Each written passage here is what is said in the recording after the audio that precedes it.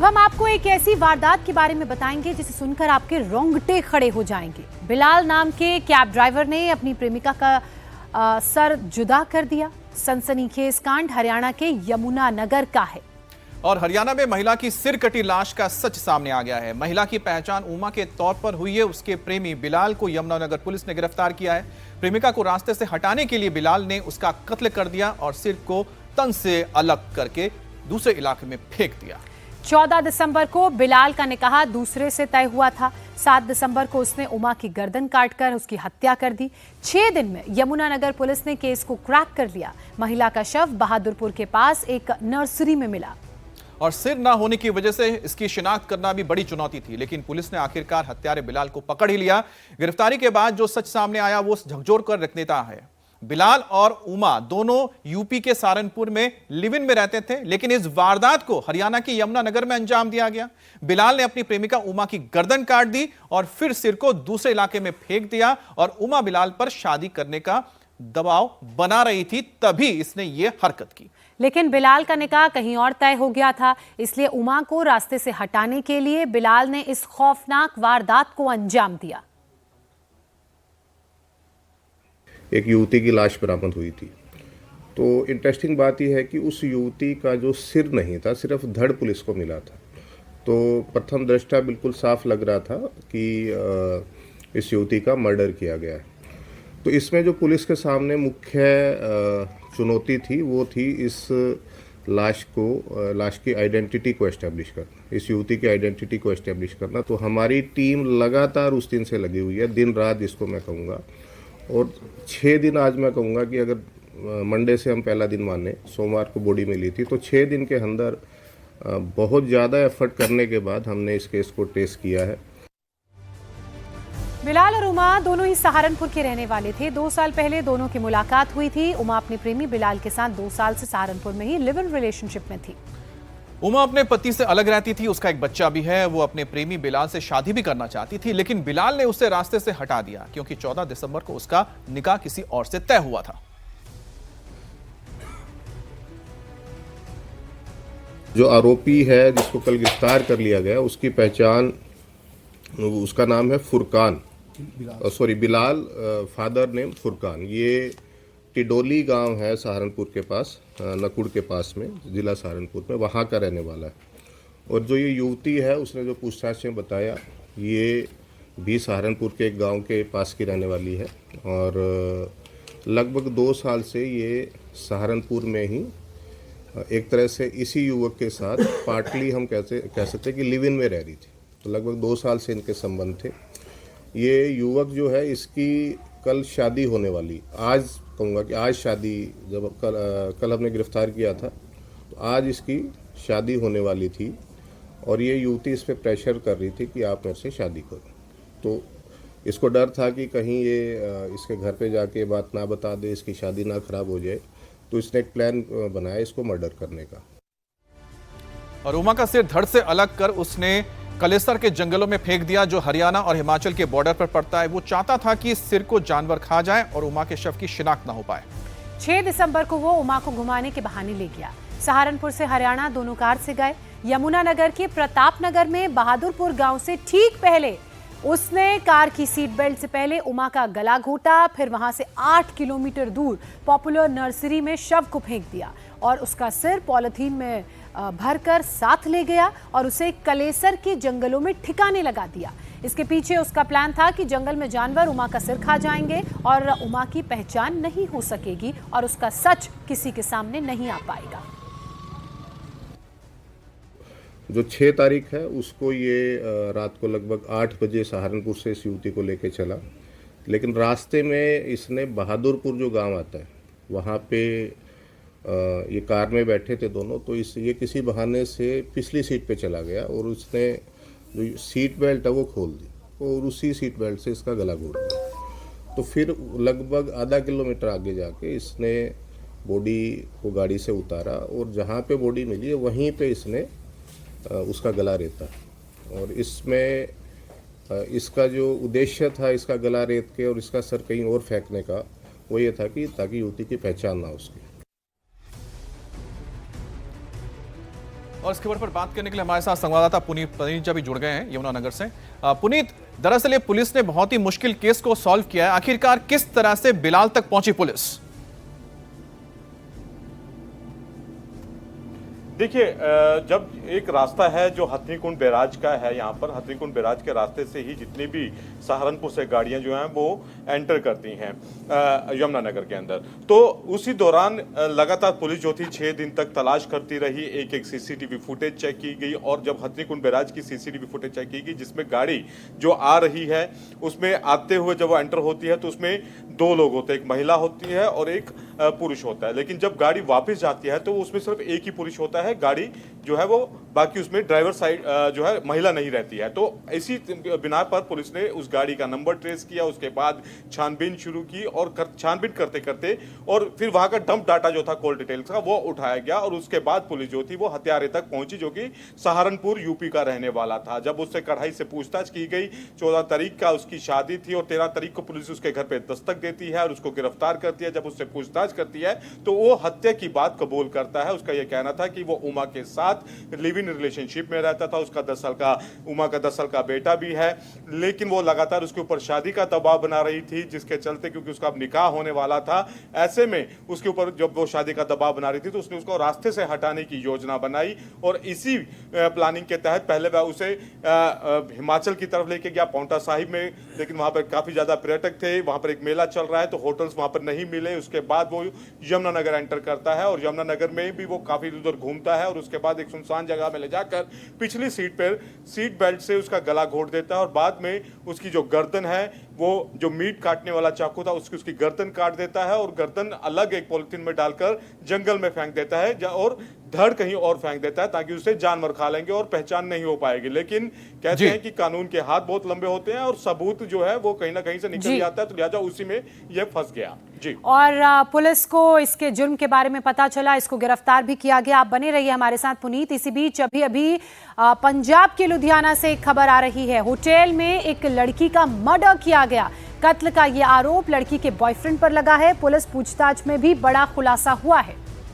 और इस बीच आपको बता दें कि गर्लफ्रेंड ने बॉयफ्रेंड पर हमला कर दिया था। इसके बाद बॉयफ्रेंड ने गला दबाकर उसकी हत्या कर दी और फिर सीधे अस्पताल पहुंचा। डॉक्टर्स को बताया कि बदमाशों ने उस पर हमला किया है। पुलिस ने जब कड़ाई से पूछताछ की तो उसने अपना गुनाह कबूल कर लिया। आरोपी ने यह भी बताया कि दोनों करीब 2.5 साल से एक दूसरे को जानते थे, एक साथ रिलेशनशिप में थे। 3 दिन पहले यानी कि 12 दिसंबर को दोनों एक होटल में मिले। अमित ने रेखा को बताया कि वो उसके घर वालों ने उसकी सगाई कर दी है और उसे अब लड़की से शादी करनी होगी। इस बात से रेखा नाराज हो गई, गुस्से में आ गई। रेखा ने टेबल पर पड़े कटर से अमित पर हमला कर दिया। गुस्साए अमित ने गला दबाकर रेखा की हत्या कर दी। फिलहाल आरोपी का चंडीगढ़ पीजीआई में इलाज चल रहा है। पुनीत परिंजा लगातार हमारे साथ बने हुए हैं। पुनीत, आरोपी ने क्या अपने जुर्म को कबूल कर लिया है और आरोपी से पूछताछ में क्या कुछ पता चल पाया है? देखिए, जो आरोपी है वो फिलहाल लुधियाना में, जो लड़की थी वो लुधियाना में नर्स थी और वहीं पर आरोपी भी काम करता था। आरोपी जो है जिसका नाम जो है वो अमित है और वो जाहिर तौर पर क्योंकि दोनों होटल में वहां पर मिले और उसके बाद वो पहले पुलिस को गुमराह करता रहा, वहां की बदमाशों का हमला हुआ है और क्योंकि वो घायल था तो डॉक्टर ने उससे पूछा कि घायल कैसे हुआ, तो उसने वो पूरी कहानी रची कि होटल पर डॉक्टर बदमाशों का हमला होगा और हमले के में वो घायल हो गया, इस तरह की उसने कहानी रची। उसके बाद होटल में जब युवती की लाश मिलती है और उसके बाद जब पता चलता है कि युवती किसके साथ आई थी और पहले वो पुलिस के सामने भी यही कहानी बयां करता रहा, लेकिन जब पुलिस ने उससे कठोरता से पूछताछ की तो उसके बाद उसने एक के बाद एक अपने सारे राज जो थे वह उगलने शुरू किए। बहरहाल उसका जो युवक है उसका चंडीगढ़ पीजीआई में ट्रीटमेंट चल रहा है जहां पर वो इलाज उसका वहां पर चल रहा है। उसके बाद उसे गिरफ्तार करके कोर्ट में पेश किया जाएगा। फिलहाल जो लड़की है उसका शव जो है वो परिजनों को सौंप दिया गया है, लेकिन कहीं ना कहीं जिस तरह से वो लड़का पूरी तरह से गुमराह करके एक कहानी बनाने के लिए खुद को बचाने की कोशिश कर रहा था, उससे जुड़ पुलिस ने पर्दाफाश किया है। जी, जैसा कि बता रहे हैं कि क्राइम कितना भी बड़ा हो और क्राइम करने वाला भी कितना शातिर हो, लेकिन पुलिस के हाथ वो लगी जाते हैं, भले ही थोड़ा वक्त लगे। बहुत बहुत शुक्रिया आपका इस बारे में जानकारी देने के लिए। अब बात करते हैं 3 राज्यों में आदमखोर के आतंक की। उत्तर प्रदेश के बहराइच में आदमखोर भेड़िए का एनकाउंटर हुआ और वन विभाग की टीम ने 2 दिन में 2 भेड़ियों को मार गिराया है। अब तक 6 भेड़िए के एनकाउंटर हो चुके हैं। गांव वालों की सूचना पर वन विभाग की टीम ने कैसरगंज में घेराबंदी की। जब फॉरेस्ट डिपार्टमेंट ने भेड़िए को पकड़ना चाहा तो वो भाग निकला। बाद में वन विभाग के शूटर्स ने भेड़िए को गोली मार दी। आदमखोर के एनकाउंटर के बाद इलाके के लोगों ने राहत की सांस ली। इससे पहले शनिवार को वन विभाग ने इलाके में भेड़िए का एनकाउंटर किया था। गोढ़िया वो इलाका बताया जा रहा है। और कैसरगंज में ग्रामीणों ने भेड़ियों को देखा था। इसके बाद बड़ी संख्या में ग्रामीण लाठी डंडों को लेकर भेड़ियों के पीछे भागे, जिसके बाद भेड़िया गन्ने के खेत में घुस गया। सूचना मिलते ही मौके पर वन विभाग की टीम पहुंची। तलाश भेड़िए की शुरू की गई। देर शाम वन विभाग के शूटर्स ने नदी के कछार में भेड़िए को घेर लिया। उसे रेस्क्यू करने का प्रयास किया गया, लेकिन जब वो भागने की कोशिश करने लगा तो शूटर्स को मजबूरन उस पर गोली चलानी पड़ी। गोली लगने से भेड़िए की मौके पर ही मौत हो गई। वन विभाग की टीम ने इसके लिए एक ड्रोन की भी मदद की, जिसके जरिए भेड़िए को इंटरसेप्ट करने की कोशिश में कामयाबी मिली। अब इस इलाके में शनिवार को भेड़िया ने 1 साल की मासूम बच्ची पर हमला किया था। जब तक लोग कुछ समझ पाते तब तक भेड़िया मासूम को उठाकर खेतों में चला गया।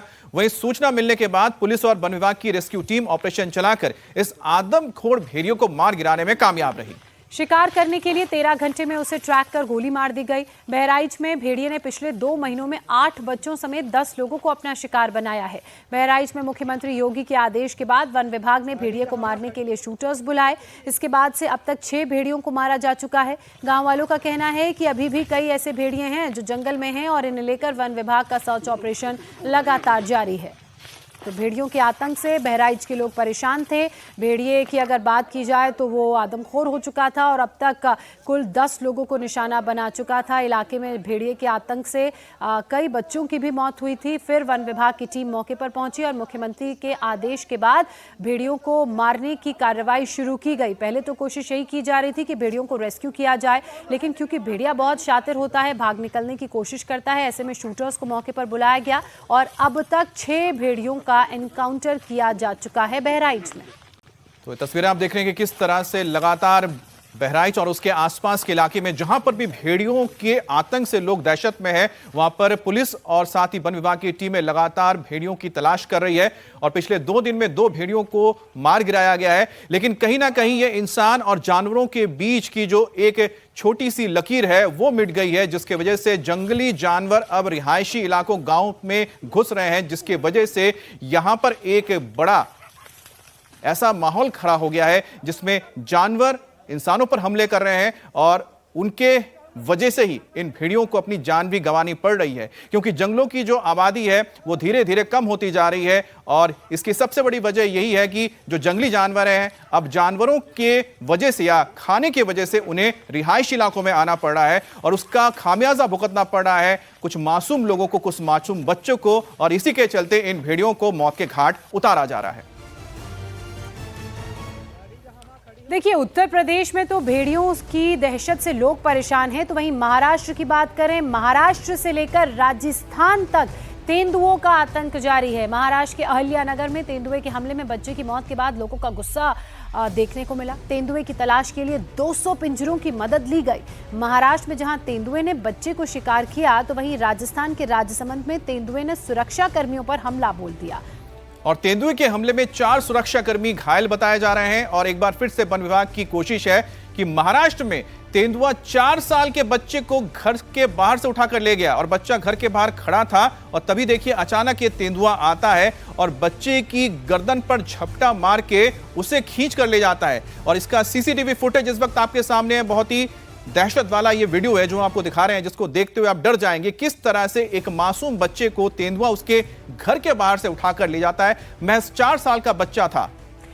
खुलेआम तेंदुआ आपको घूमता हुआ भी दिख रहा है। बच्चे की मौत के बाद से गांव वालों में भारी गुस्सा है, रोष है। गांव वालों ने तेंदुए के एनकाउंटर की सीधे मांग कर दी है।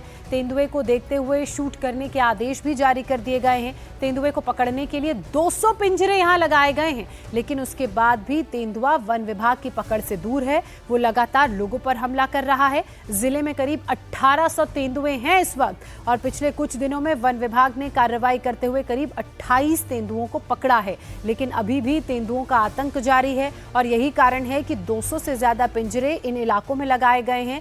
ताकि तेंदुओं को पकड़ा जा सके। अब तो चूंकि जिस तरह से तेंदुए आम लोगों पर, बच्चों पर हमला कर रहे हैं, ये इनके लिए ईजी टारगेट होता है और यही कारण है कि वन विभाग की टीम अब तेंदुओं को देखते ही मारने की आदेश को फॉलो कर रही है। महाराष्ट्र के साथ ही राजस्थान में भी तेंदुआ लोगों को डरा रहा है, दहशत में रख रहा है। आए दिन तेंदुआ रिहायशी इलाकों में लोगों को अपना शिकार भी बनाने लगा है। राजसमंद में रेस्क्यू करने गई वन विभाग की टीम पर ही तेंदुए ने हमला कर दिया। आदमखोर के अटैक में 4 फॉरेस्ट डिपार्टमेंट के कर्मचारी घायल हो गए। हमले के आधे घंटे के बाद तेंदुए की भी मौत हो गई। रहस्यमयी तरीके से मौत को लेकर वन विभाग की टीम हैरान है। कुछ दिन पहले गाड़ी से टक्कर के बाद तेंदुआ घायल हो गया था, जिसके बाद वो हाईवे पर ही घूम रहा था। बाद में वो खेतों में चला गया और इसी तेंदुए को पकड़ने के लिए जब टीम गई तो उसने टीम पर हमला कर दिया, जिसमें 4 सुरक्षाकर्मी घायल हो गए थे। अब तेंदुए के घायल होने की वजह से टीम ने उसे जाल से पकड़ने का प्लान बनाया। रेस्क्यू के दौरान 2 बार हमला करने की कोशिश की तेंदुए ने। तीसरी बार जब टीम उसे पकड़ने पहुंची तो झाड़ियों से निकलकर पीछे से अचानक ही उसने चारों के ऊपर हमला कर दिया। आधे घंटे बाद टीम ने जब दोबारा खेतों में पहुंचने के बाद उसे पकड़ने की कोशिश की तो वो मरा हुआ मिला, यानी जो पहले घायल हो गया था वो मरा हुआ मिला, जिसकी तस्वीर आप देख रहे हैं राजस्थान की, जहां पर भी तेंदुआ अब इंसानों के लिए दहशत बन गया है।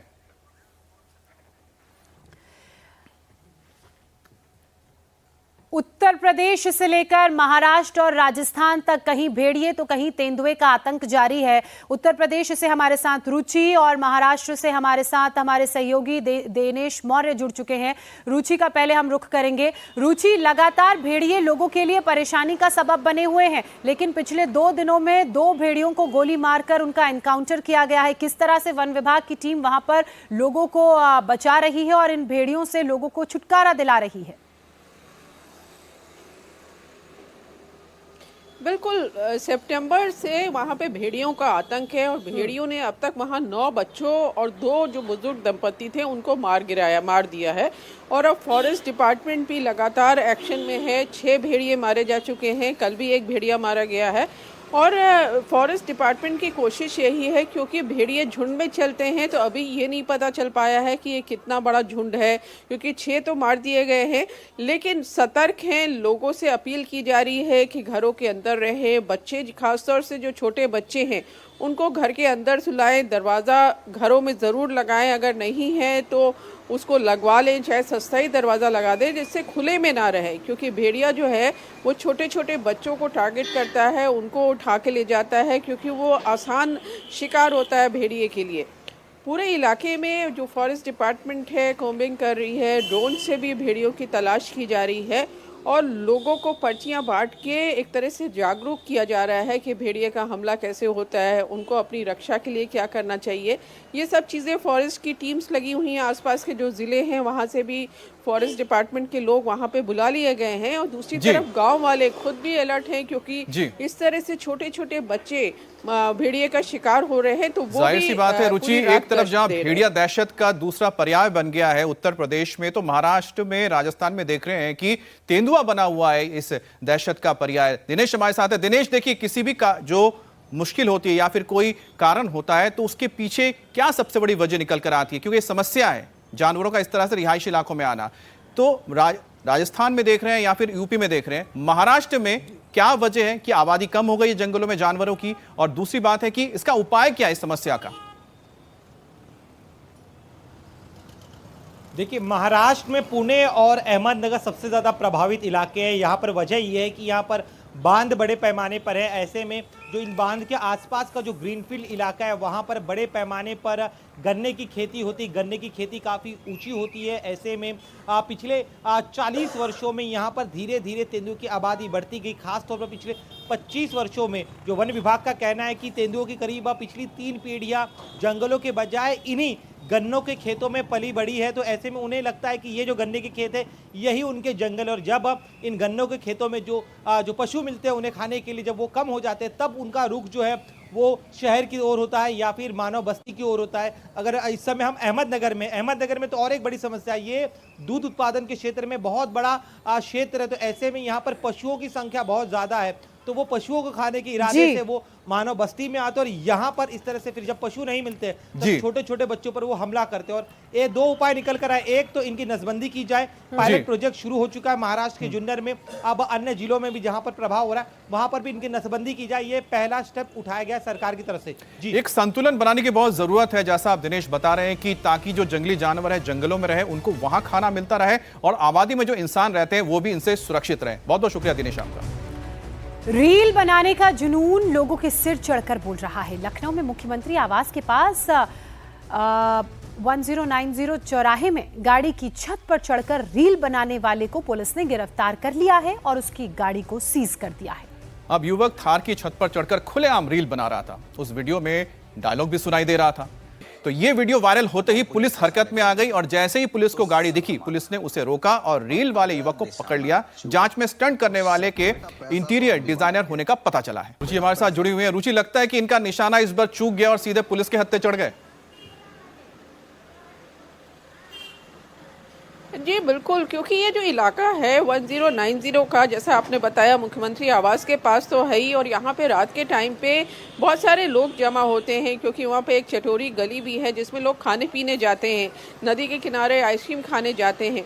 तो वो जो इलाका है वहाँ इस तरह का स्टंट, इनके लिए तो स्टंट है लेकिन वो जानलेवा भी किसी के लिए हो सकता है। और पुलिस काफ़ी दिनों से लोगों को ये चेतावनी देती है कि किसी भी तरह का स्टंट सड़कों पे बर्दाश्त नहीं किया जाएगा। उसके बाद भी ये स्टंट कर रहा था। फिर पुलिस ने जब ये वीडियो वायरल हुआ तो चेकिंग करनी शुरू की, तो ये थार नंबर की जो गाड़ी, जो इसमें नंबर दिख रहा है वो थार दिखाई दी, उसको रोका। तो इस युवक ने, पुलिस का कहना है कि बदतमीजी की, जो कागज़ दिखाने को मांग रहे थे वो नहीं दिखाया, तब भी बहुत ज़्यादा पुलिस के साथ मिसबिहेव किया और उसके बाद इसको पकड़ लिया गया है और जेल भेज दिया है।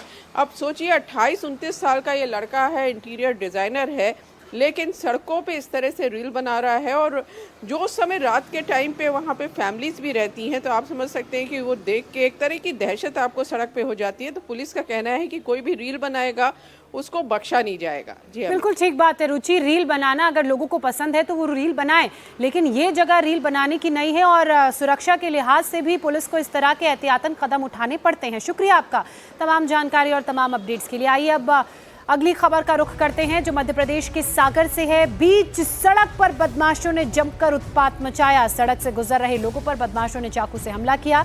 ये बदमाश कटर गैंग से जुड़े हैं। बदमाशों के आतंक की पूरी घटना वहां लगे सीसीटीवी में कैद हो गई। तो 8 से 10 लोग यहां पर आपको नजर आएंगे तस्वीर में। उनके हाथों में चाकू है, वो सड़क से गुजर रहे लोगों पर हमला भी कर रहे हैं। किसी के सिर पर बियर की बोतल फोड़ दी गई तो किसी को चाकू मारकर घायल कर दिया गया। बदमाशों ने कई घरों को और दुकानों को भी निशाना बनाया जहां तोड़फोड़ की। कुछ गाड़ियों को भी इन्होंने नुकसान पहुंचाया। प्रत्यक्षदर्शी जो लोग वहां मौजूद थे उनके मुताबिक उत्पात मचाने वाले युवक खुद को बिच्छू गैंग का सदस्य बता रहे हैं। उनकी हरकतों से इलाके में अफरा तफरी मच गई, लोग दहशत में आ गए।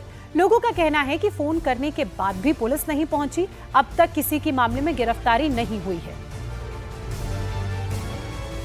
सागर का ये सीसीटीवी फुटेज आप देख रहे हैं जहां कुछ लोग ऑटो से जा रहे शख्स पर हमला करने लगे, किसी के सर पर कांच की बोतल फोड़ने लगे, खुलेआम गुंडागर्दी करने लगे, घूमने लगे, अपने आप को बिच्छू गैंग के सदस्य बता रहे थे। और अभी भी खबर आ रही है उड़ीसा के बालासोर से, जहां पर चोरों का आतंक लगातार बढ़ता जा रहा है। चोरों ने आधी रात को राधा कृष्ण मंदिर में चोरी को अंजाम दिया। हेलमेट पहनकर आए बदमाशों ने पहले मंदिर का गेट तोड़ा, फिर मंदिर के अंदर घुसकर मूर्ति से आभूषण उतारकर फरार हो गए। ये पूरी घटना सीसीटीवी में कैद हो गई। तस्वीरें आप देखिए, वीडियो देखिए। हेलमेट पहने दो बदमाश आपको दिख रहे होंगे। मंदिर के अंदर ये घुसते हैं, काले रंग का हेलमेट पहना है, दूसरा व्यक्ति लाल रंग की टी-शर्ट में है। पूरी ताकत से मंदिर के गेट को इन्होंने तोड़ा और फिर मंदिर के अंदर प्रवेश लिया। मंदिर के अंदर पहुंचते ही राधा कृष्ण की जो मूर्ति थी उसमें जो भी सुंदर सुंदर आभूषण थे उन आभूषणों को उतारते दिखे। दान हांडी से इन्होंने कुछ निकाला और इस घटना के बाद से लोगों में अब भारी गुस्सा है। लोगों का कहना है कि सीसीटीवी फुटेज के आधार पर जल्द से जल्द इन चोरों की, इन अपराधियों की पहचान की जाए, इन्हें गिरफ्तार किया जाए और मंदिर की सुरक्षा भी बढ़ाई जाए।